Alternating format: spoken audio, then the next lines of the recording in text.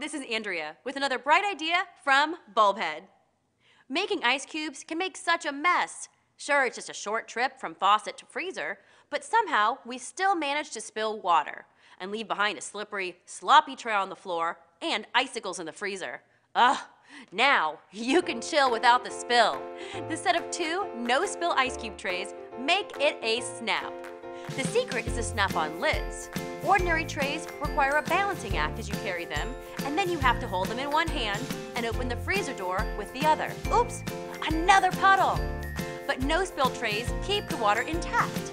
Just snap on the secure fit covers and fill with water through the center openings with lift-up, snap-shut hinged caps.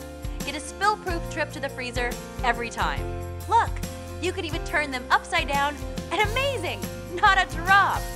The airtight lids prevent freezer particles and odors from permeating your cubes, keeping ice untainted and always fresh tasting. Who wants ice cubes that have freezer burn or smell like leftovers? Plus, they're great space savers in your crowded freezer. Go ahead, stack multiple trays or other items on top. Set of 2 in cool blue includes 2 trays and 2 lids.